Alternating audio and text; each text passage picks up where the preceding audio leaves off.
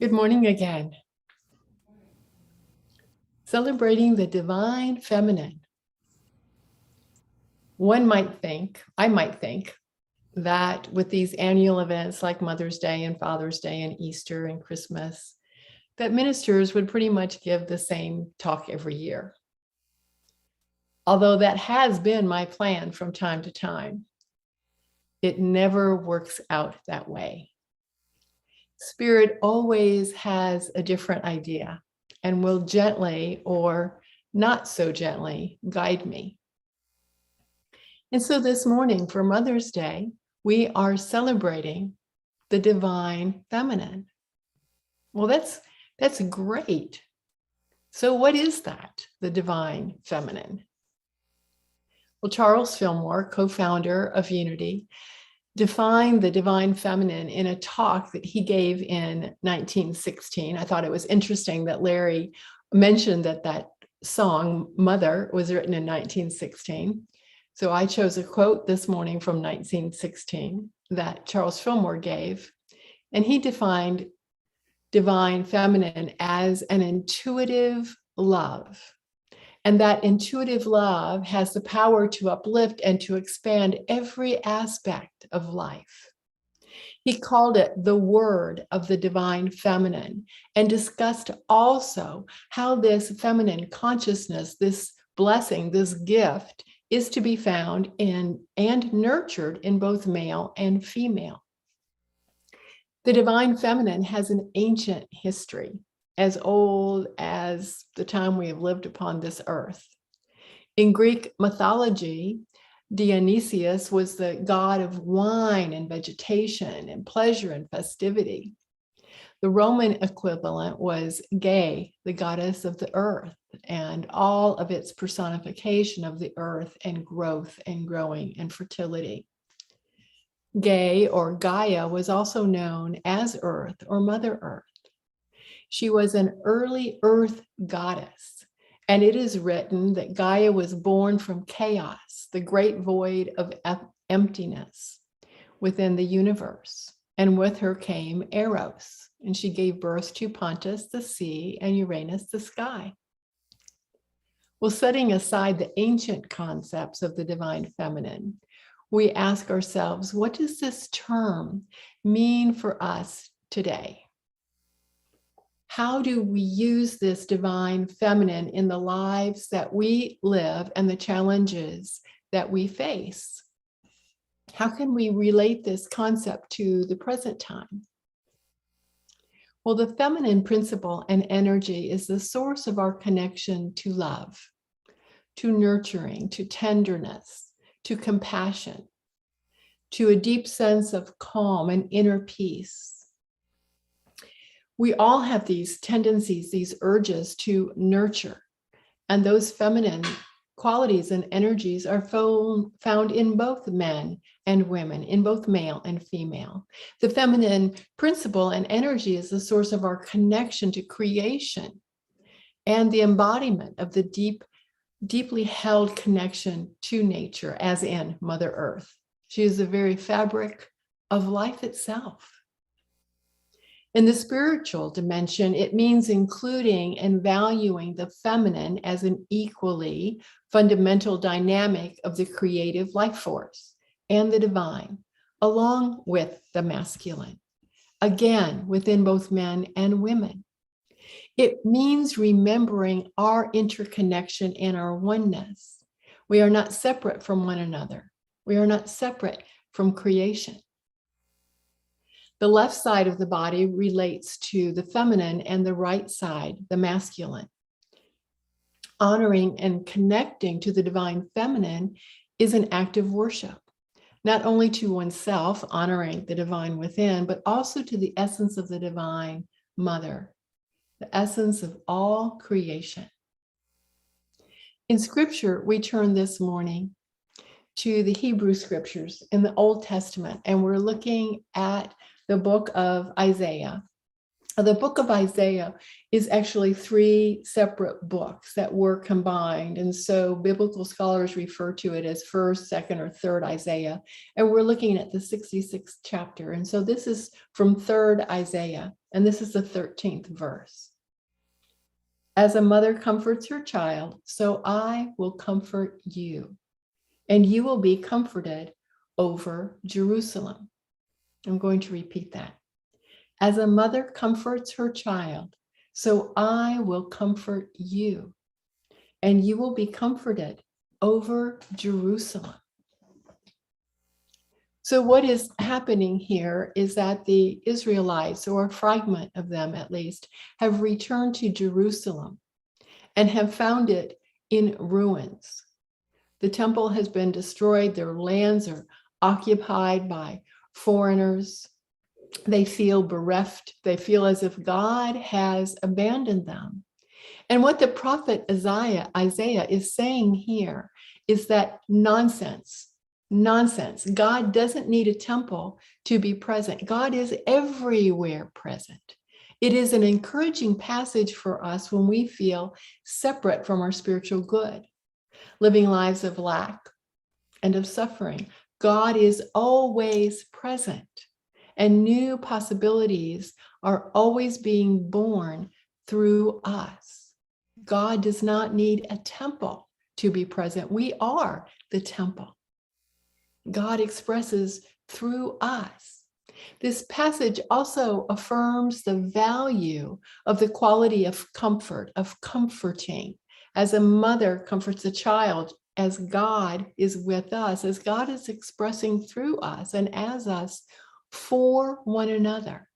We are here individually present on earth to express that quality of nurturing and comforting for one another.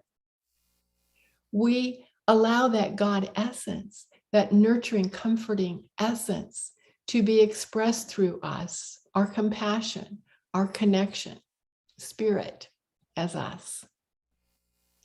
Long before Mother's Day was celebrated with bouquets of flowers and chocolate, although we appreciate those as well, a Unitarian by the name of Julia Ward Howe wrote her Mother's Day proclamation to urge women across the world to join the cause of peace building.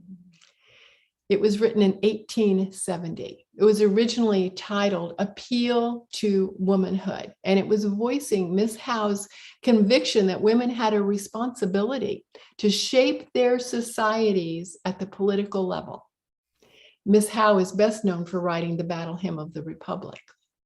So when she wrote this, our Civil War had only been over for less than 5 years, and our country was still recovering. The South was still under Reconstruction, and the Franco-Prussian War had just begun. So conflict was everywhere. Healing was needed.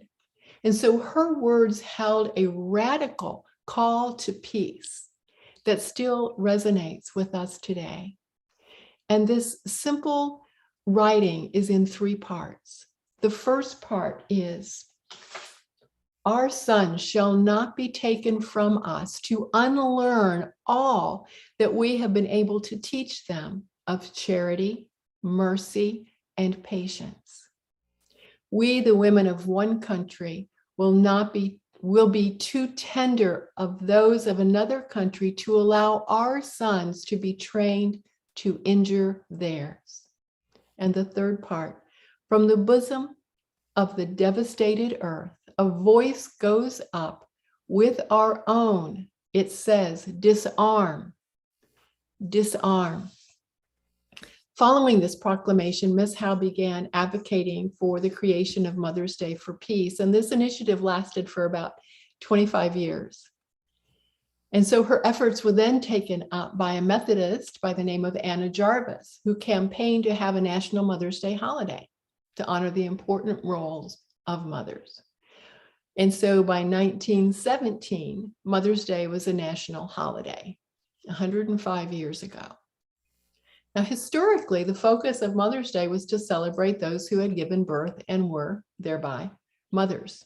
We might, by chance, include those who became mothers by marrying someone who already had children, or we might mention an unfortunate father whose wife had passed, and therefore he was being both mother and father to the children. Maybe we would mention them, most often not. how times have changed and how wonderful. We all have one thing in common. We're all here because we had a mother. That is universal, at the very least, biologically. Now, that mother-child relationship, if we have or had a relationship with our mother, may have been wonderful and nurturing and grounding for us. Many of our relationships with our mothers were or are more complex than that. They're messy, complicated, perhaps even avoided. Yes, our mothers were and are simply people doing the best they knew at the time they were mothering us. They may have succeeded brilliantly, or they may not. Let us take a moment now. Let us honor the space of our mothers. Let us honor that space of our mothers. They might be living, or they may have passed on. This may be your first year, your first Mother's Day without your mother. It's my second. Let us honor every mother now. A deep acknowledgement with as much love as we can muster from our depths. Let us honor the energy of our mothers.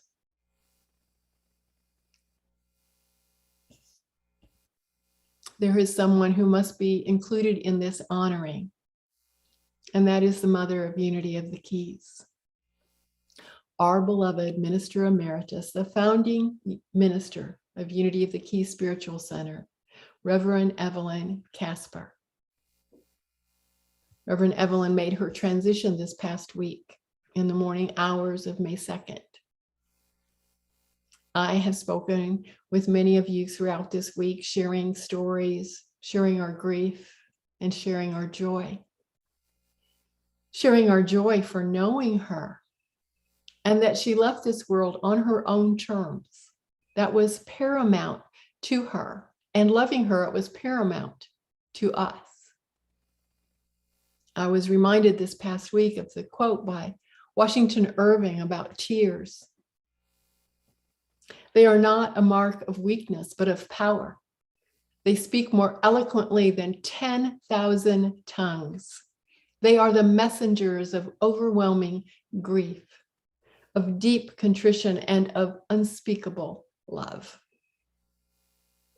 We shed our tears this week, and we let them fall still. Several of you shared with me that when you saw my name come up on your caller ID, you knew that Evelyn had passed. A few of you shared with me that you felt that you had a connection just that morning with Evelyn, as I had also.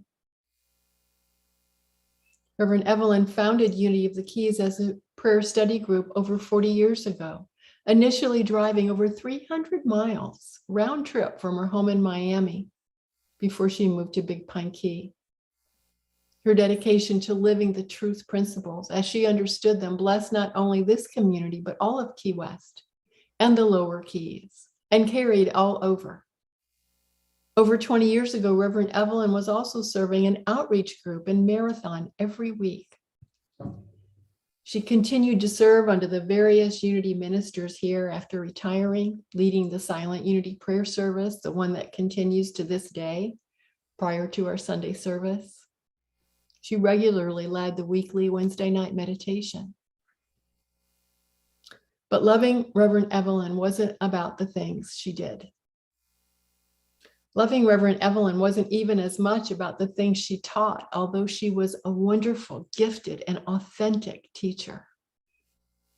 Loving Reverend Evelyn was and is about her presence, and her presence remains.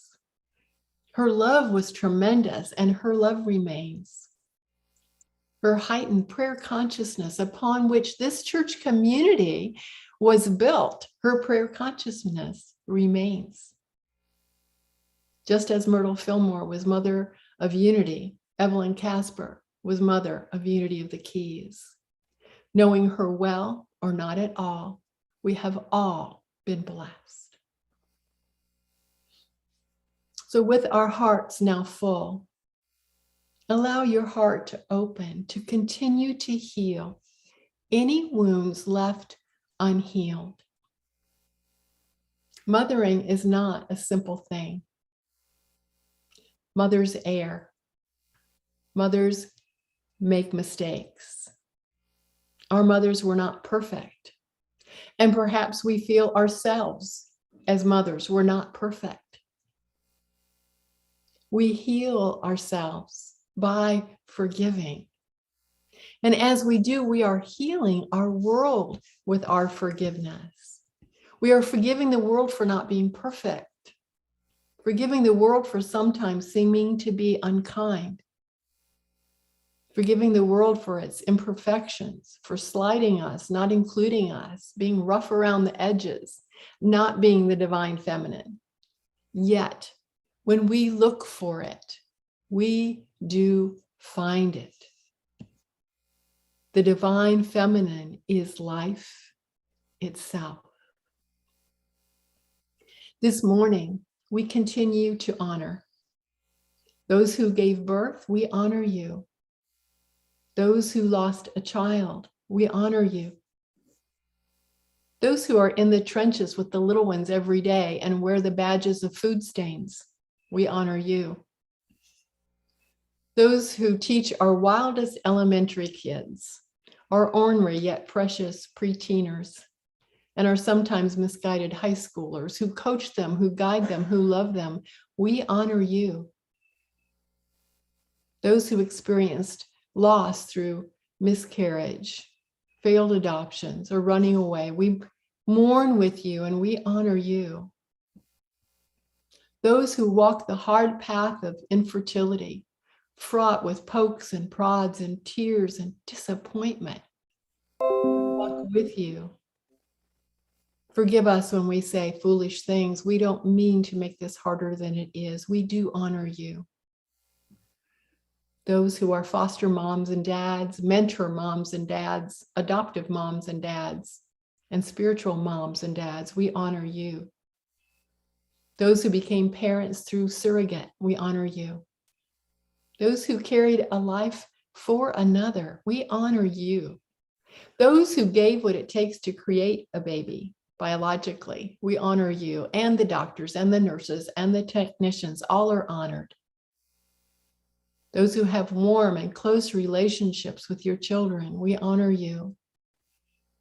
Those who have disappointment, heartache, and distance with your children, we ache for you and we honor you. Those who are single and long to be married and mother your own children, we honor you. Those who choose not to have children of your own and who lavish love and attention on the children of others, you know, those crazy, fun, wild aunts and uncles, those generous, creative, loving friends and neighbors, we honor you. Those who step parent, we honor you. Those who will or have emptied your nest in the recent or upcoming years, we honor you. And those who are pregnant with new life, both expected and surprising, we honor you. This Mother's Day, we walk with you, each of you. Mothering is not for the faint of heart, and we have real warriors in our midst. We honor each of you who express the divine feminine in all of its glory, all of the nurturing and compassion and love that you openly share from your heart. You express the divine feminine in your own dynamic, authentic, and unique way. I thank you.